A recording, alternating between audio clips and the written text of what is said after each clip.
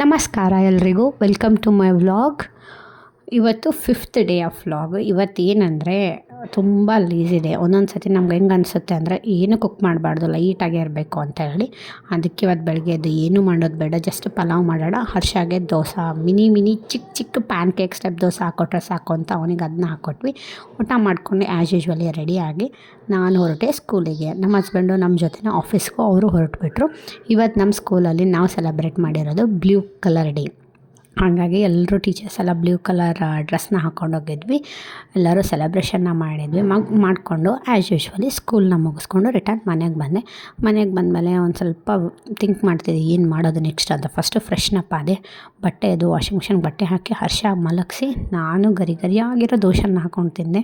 ನನಗೆ ದೋಸೆ ಅಂದರೆ ತುಂಬ ಫೇವ್ರೇಟ್. ಅದಕ್ಕೆ ಏನೂ ಚಟ್ನಿ ಮಾಡಿರಲಿಲ್ಲ, ಒಂದು ಸ್ವಲ್ಪ ಉಪ್ಪಿನಕಾಯಿ ಹಂಗೆ ಸಾಸ್ನ ಹಚ್ಕೊಂಡು ತಿಂದೆ.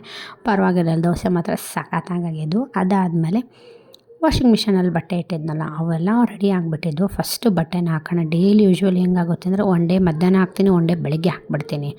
ಅದಾದಮೇಲೆ ಎಲ್ಲ ಟಿಫನ್ ಬಾಕ್ಸ್ನ ತೆಗೆದು ಫಸ್ಟ್ ಕ್ಲೀನ್ ಮಾಡೋಕೆ ಇಟ್ಬಿಡ್ತೀನಿ. ಅದನ್ನೆಲ್ಲ ಕ್ಲೀನ್ ಮಾಡಿ ಕಿಚನ್ ಕ್ಲೀನ್ ಮಾಡೋಷ್ಟರಲ್ಲಿ ನಮ್ಮ ಹರ್ಷನೂ ಎದ್ಬಿಡ್ತಾನೆ.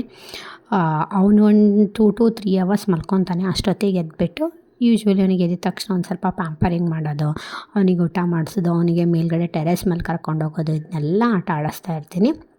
ಆಮೇಲೆ ಸಾಯಂಕಾಲಕ್ಕೆ ಹಸ್ಬೆಂಡು ಹಾಲು ತೊಗೊಂಡು ಬಂದಿದ್ರು. ಹಾಲನ್ನ ಕಾಯಿಸಿ ನನಗೆ ಯಾಕೋ ಗೊತ್ತಿಲ್ಲ ಇವತ್ತೇನೋ ಡ್ರಾಯಿಂಗ್ ಮಾಡಬೇಕು ಅನ್ನಿಸ್ತಿತ್ತು, ಮಾಡ್ತಿದ್ದೆ. ಹೇಗಿದೆ ಅಂತೇಳಿ ಕಮೆಂಟ್ ಮಾಡಿ. Thank you for watching.